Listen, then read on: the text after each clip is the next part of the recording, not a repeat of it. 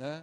O desembargador Flores Lenz comentava com o professor Adroaldo Furtado Fabrício sobre por que nós não consignamos algo relacionado à lei da ação civil pública no projeto do Código de Processo Civil. Na verdade, quando nós começamos a trabalhar, o projeto da lei da ação civil pública ainda tramitava no Congresso Nacional e, durante os nossos trabalhos, ele veio a ser arquivado. Mas esse artigo é inspirado naquele projeto, porque lá naquele projeto havia também um artigo que dizia mais ou menos o seguinte, que o juiz não vai extinguir o processo sem julgamento do mérito, uma ação coletiva sem julgamento do mérito, por falta de requisitos processuais. Aqui na nossa região, na 4ª região, nós temos um exemplo, que é oriundo do Paraná, daquela ação coletiva movida pela APADECO. Não sei se os colegas aqui presentes se lembram disso, né?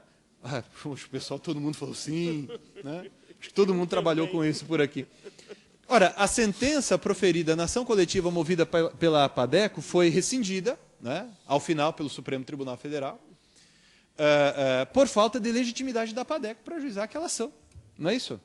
Na verdade, se uma disposição como essa, bem interpretada, bem compreendida, estivesse em vigor, a partir do momento que nós entendêssemos que aquela entidade que estava no processo representando uma determinada categoria de titulares de direito individual, né, se essa entidade não teria legitimidade, simples, é caso de substituir aquela entidade por outra, ou de apenas intimar o Ministério Público para daí sanar o vício, corrigir o vício relacionado ao, no caso, pressuposto processual, para alguns, legitimidade ad causam, né? Mas o juiz não vai poder extinguir o processo sem julgamento do mérito, se antes for possível, de algum modo, sanar o vício. Lógico que há vícios insanáveis, aí não tem saída, né?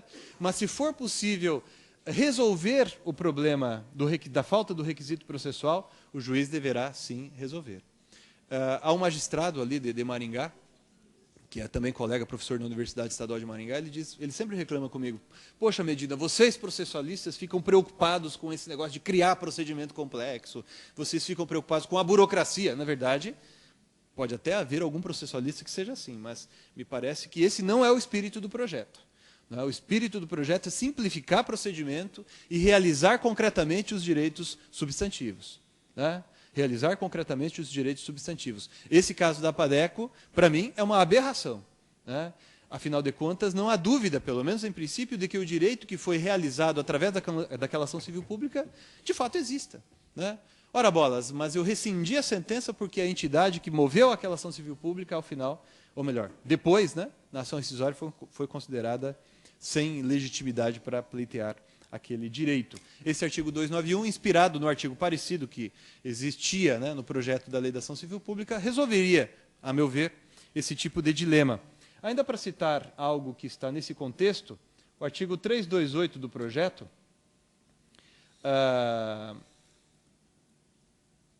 de algum modo substitui a nomeação autoria, né? Eu sigo uma concepção de nomeação autoria, segundo a qual ela significa apenas e tão somente a correção da legitimidade passiva no processo, né? Então, seguindo esse espírito, o artigo 328 diz que se o réu alegar na contestação que é parte ilegítima, o juiz vai permitir que o autor emende, se for o caso, a petição inicial, né? E por que não? Porque se nós não permitirmos isso aqui neste momento processual, e pode até suceder que o autor, poxa vida, realmente, este réu não é o réu que deveria estar aqui no processo. E eu não consigo agregar outro réu como litisconsorte passivo necessário, eu não tenho outra alternativa para corrigir esse procedimento, mas o juiz haverá de permitir ao autor, se for o caso, que este emende a petição inicial. Creio que haverá alguns minutos para debate, sim, né? Eu vou passar um pouco rápido por esses dispositivos, por esses exemplos. Se alguém depois quiser discutir mais alguma coisa, depois eu estou aqui à disposição. Um outro exemplo disso, e que tem a ver também com a ampliação significativa dos poderes dos juízes, que tem a ver com a execução, mas eu gostaria de antecipar para logo, é o artigo 118 do projeto. Esse artigo 118 trata da direção formal e da direção material do processo. Eu ainda hoje vejo muita gente escrevendo sobre direito processual civil e falando apenas da direção formal do processo. Mas esse artigo, se bem entendido, né, ele descreve com um pouco mais de minúcias aquilo que hoje se convencionou chamar de direção material do processo. Mas eu não vou falar dele inteiro aqui. Eu quero falar apenas do inciso 3º, que, a meu ver, é o mais digamos assim, é o que merece mais atenção, merece mais estudo. O inciso 3º, na redação final, porque a intenção inicial da comissão que fez o anteprojeto não era exatamente essa, mas na redação final ele ficou assim. O juiz tem, ou melhor, deve determinar todas as medidas indutivas, coercitivas, mandamentais ou subrogatórias necessárias para assegurar o cumprimento de ordem judicial, inclusive nas ações que tenham por objeto prestação pecuniária. Não sei se todos aqui se recordam do parágrafo 5º do artigo 461. O parágrafo 5º do artigo 461 diz respeito ao princípio da atipicidade das medidas executivas, né? Então, para a tutela de deveres de fazer ou não fazer, o juiz pode estabelecer as medidas que ele, juiz, entender as mais adequadas, lógico, de maneira fundamentada, etc. Mas o inciso 3º desse dispositivo praticamente estende, não é, aquele princípio a todas as outras ações, inclusive, diz a norma, ações que tenham por objeto prestação pecuniária. A ideia inicial da comissão era restringir esse princípio às ações que diziam respeito a cumprimento de sentença, e não de título extrajudicial, só que o inciso 3º não deixa isso bem claro. Então, há colegas que sustentam que esse inciso 3º for mantido com esta redação, ele vai ser aplicável também a execuções de títulos extrajudiciais. E a ideia inicial também é que esse poder fosse, por assim dizer, supletivo. Então, por exemplo, o juiz, numa execução por quantia certa, se ele não conseguisse penhorar bens, ou algo parecido, naquela execução, ele poderia estabelecer medidas coercitivas, multa diária, por exemplo, para compelir o executado a cumprir com sua obrigação. Mas isso também não foi consignado na redação que acabou sendo a redação final do inciso 3º desse dispositivo. Então, fica-se, por enquanto, sem saber qual a real dimensão do inciso 3º do artigo 118. Só que esse inciso, se mantido desse modo, ele me parece, não é pelo menos em princípio possível sustentar que ele superdimensiona o princípio da atipicidade das medidas executivas. Hoje a regra é o princípio da tipicidade das medidas executivas.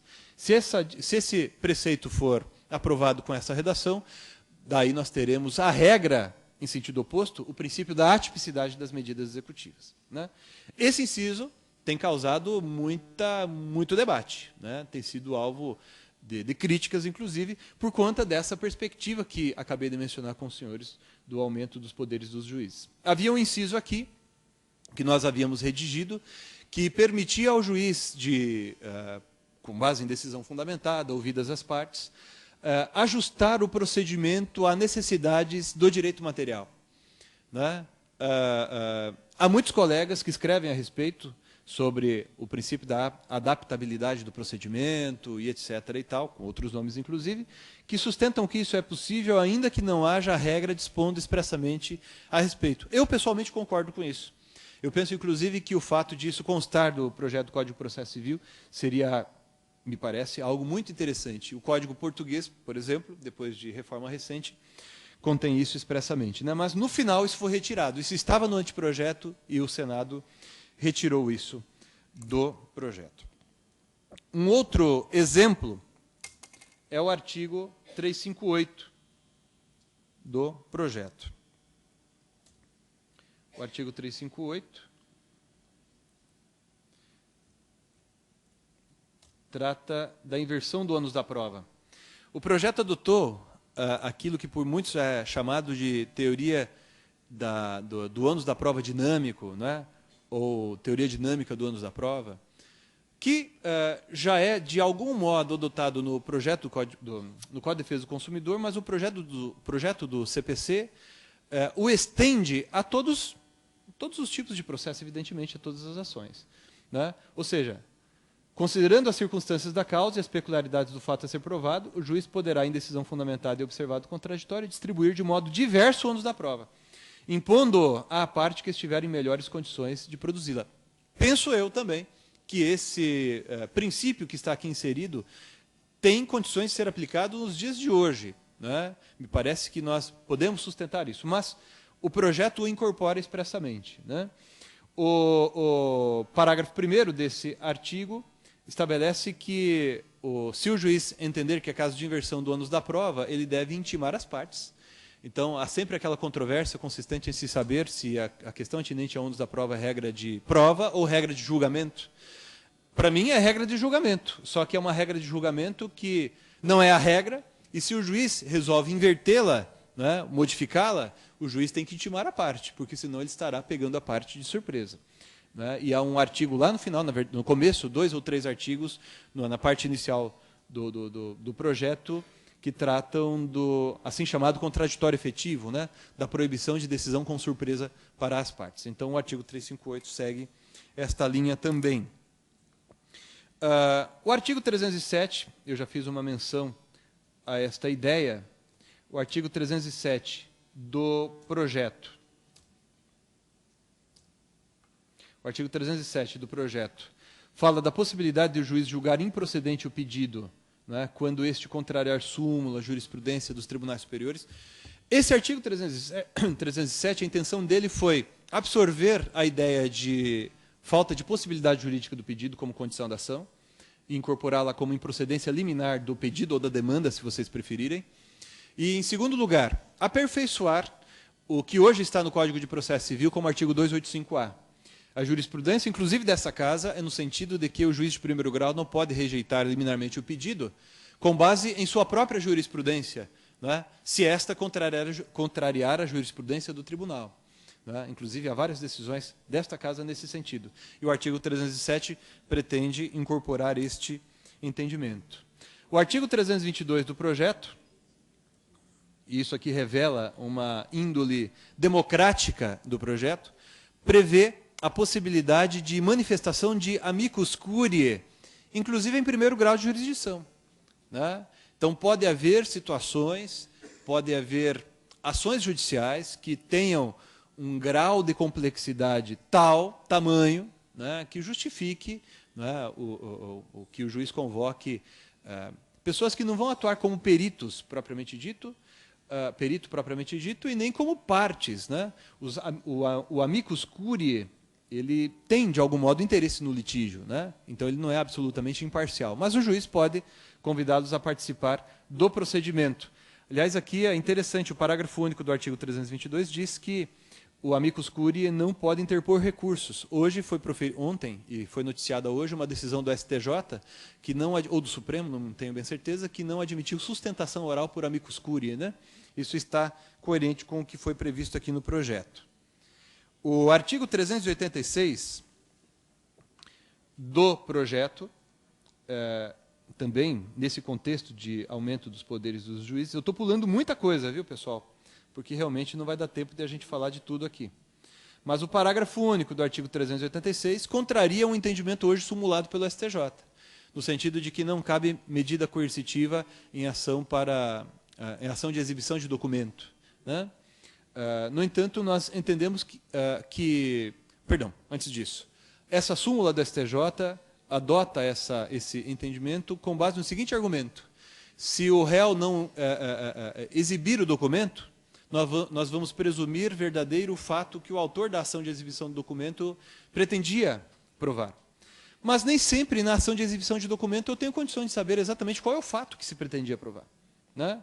Por isso, então, o parágrafo único permite que o juiz pode adotar medidas coercitivas, né, nesse tipo de demanda.